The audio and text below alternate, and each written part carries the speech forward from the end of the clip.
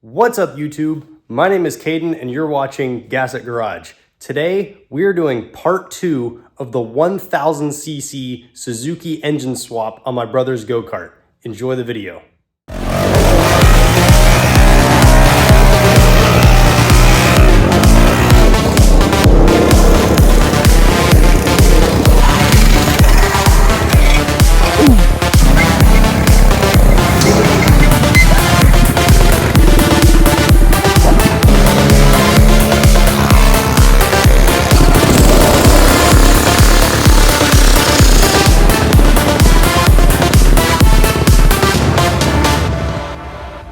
Alright guys, so in the last video of this project, we traded the original 16 horsepower engine that was on here for this engine. This is a Suzuki TL1000S, and it is a 1000cc liquid-cooled dual overhead cam 90-degree V-twin out of a Suzuki motorcycle, and it makes about 123 horsepower. So this go-kart, when it's done, is going to be absolutely insane.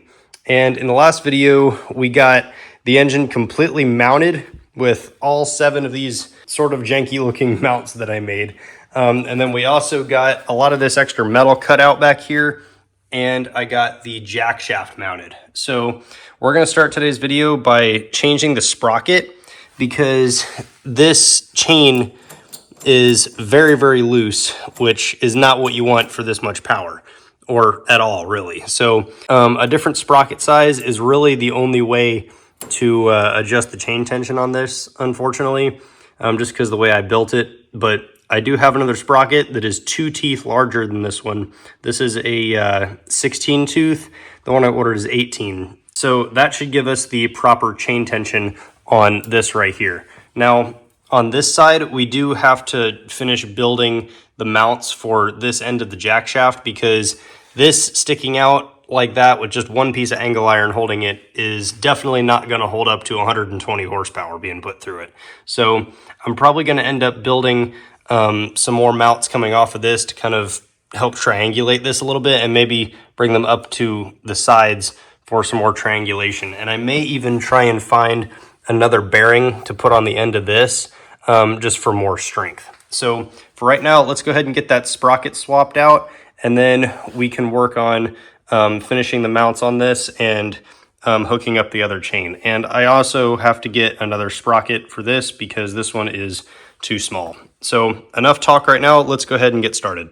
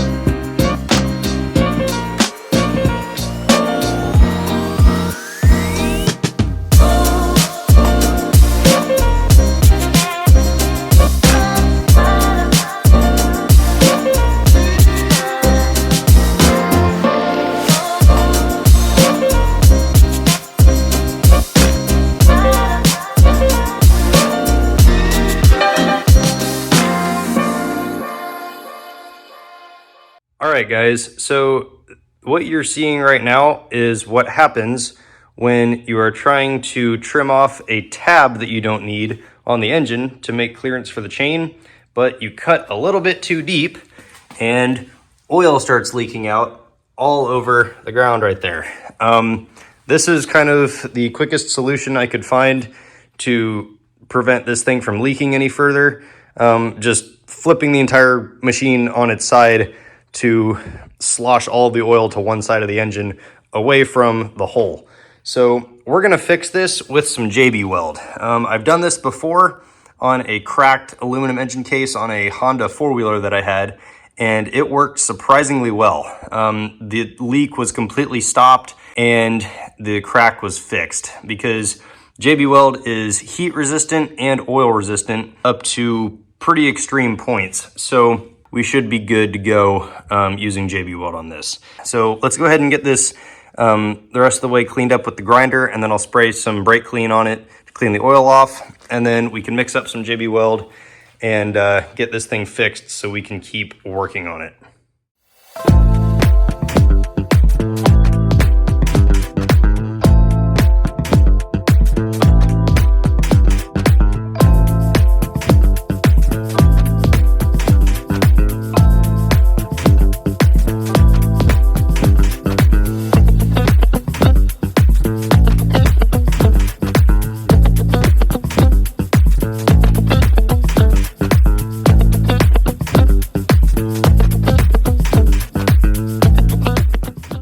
All right, guys, so while the JB Weld right there is drying, I actually received all of the stuff that I ordered from eBay in terms of wiring right here.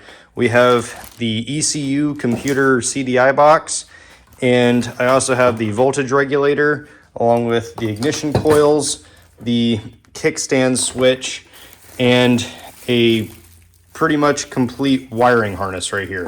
I may still have to buy some more sensors and stuff to make this engine run, but for right now, let's go ahead and just get all this hooked up. So that is one less thing that we have to do, because there are a lot of plugs that are on this engine, and I kind of would like to know where everything goes.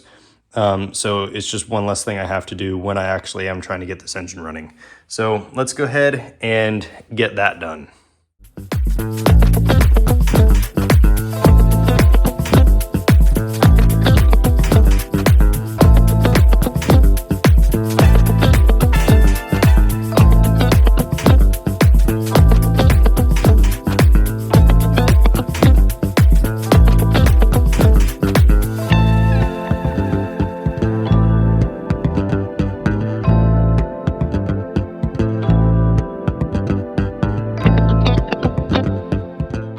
All right, guys, so I've got most of this wiring harness plugged up, and I also spent about 2.5 hours off camera looking at a wiring diagram so I could label basically every single plug, switch, and relay and sensor on this thing, just so I can know what everything is and I can know where stuff goes and what it does.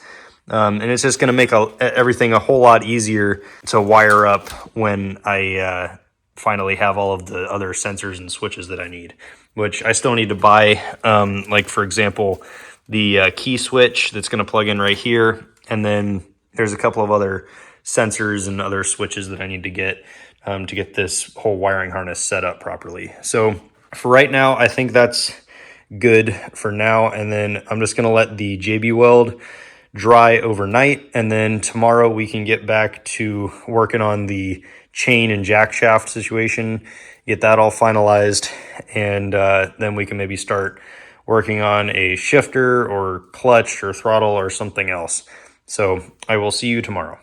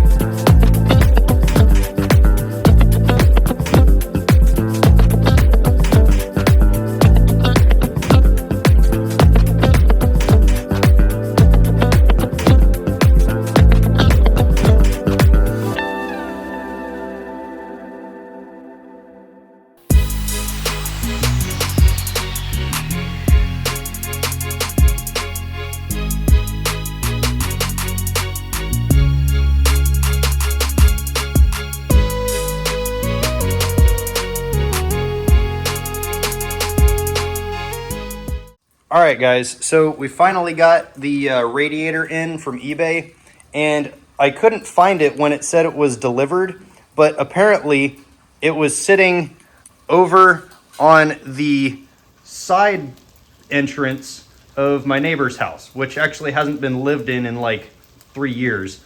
And it's like snowing and wet and raining out. So yeah, this box has sat out in the elements for like 5 days now, thanks to whoever delivered this. I mean, wrong address is one thing, but like, come on, the side door, like seriously though, I don't understand. But it doesn't matter, we have the radiator now, so let's go ahead and start building some mounts for it for the go-kart. And I'm also gonna install some other sensors and stuff that I got from eBay as well.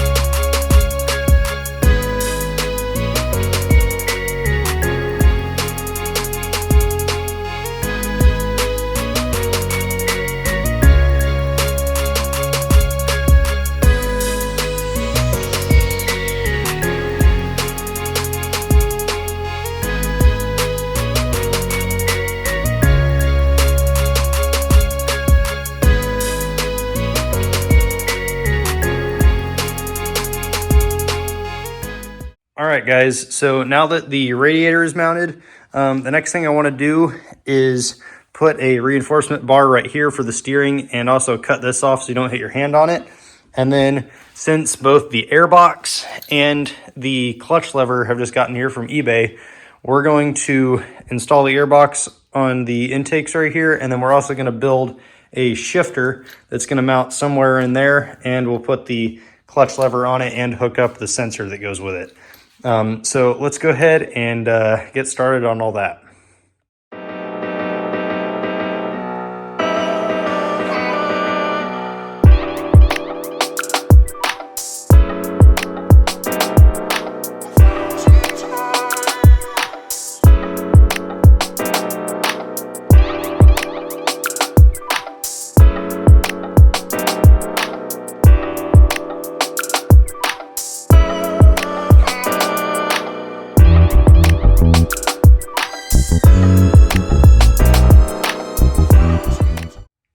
Guys, real quick, I wanted to see if this engine actually spins over with the starter that's on here.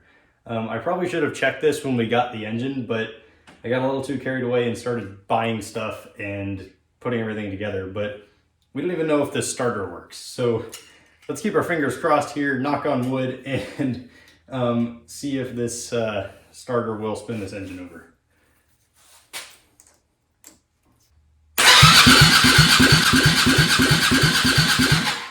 That's what I want to hear. That was a really big spark though. Kind of scared me.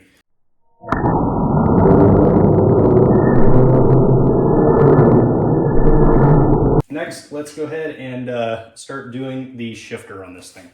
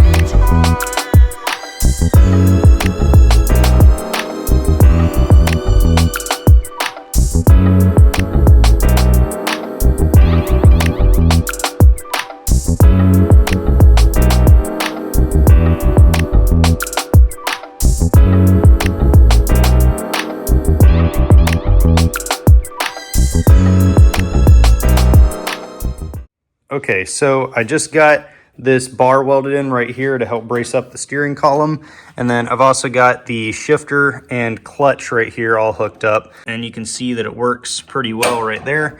And I've also hooked up the clutch sensor and pinned it into the wires right there. I don't have the other end of this plug, so I'm just gonna have to pin the individual wires into it like this, because I'm also gonna hook up the starter button and kill switch to this. It's a little bit janky, but I don't really care as long as it works. So the next thing I'm gonna do is I'm gonna take this old piece of a mini bike jack shaft chain guard and cut it up to fit right here to make a chain guard for this chain to kind of protect everything, including the driver that's around this. So let's go ahead and get started on that, and then we can finish up the shifting linkage once the part gets here from eBay that I ordered, that goes on the shifting shaft right there.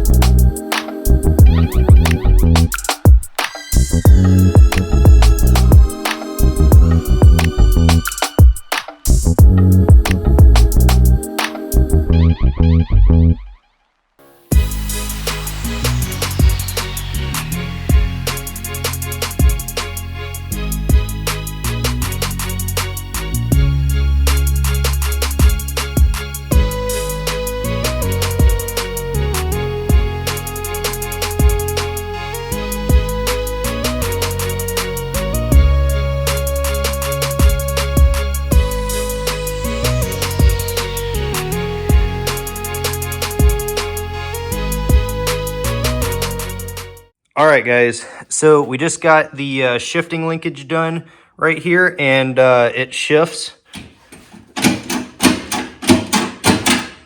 nicely just like that. And then we also got the chain guard done right there. I still have to kind of clean up that weld, but I'll do that later. But unfortunately, that is all we have time for in this video. And plus, I'm still waiting on a whole bunch of parts to get here, like the radiator lines, chain and rear sprocket, a couple more components of the wiring, like the key switch, and a couple of more sensors, and some other stuff like that. So that's really all we can do in this video. But in the next video of this project, we will be finishing up the wiring, hooking up a kill switch, a starter button, putting in a battery, and hooking everything up, and also kind of cleaning up the placement of all this wiring right now, because it's kind of a mess right now. And we'll also hopefully be putting on a chain and a new drive sprocket right there. So stay tuned for that, and don't forget to like, subscribe, and leave a comment, and I will see you in part 3, where hopefully we might be able to get this thing running, or at least test fire it, because I will be hooking up the gas tank, fuel pump, and fuel lines and all that. So fingers crossed we can get this thing running in the next video, but you never know. We'll have to see, assuming parts get here and assuming I have time for it. But for right now, thanks for watching, and I will see you next time. That should give us the proper chain tension. So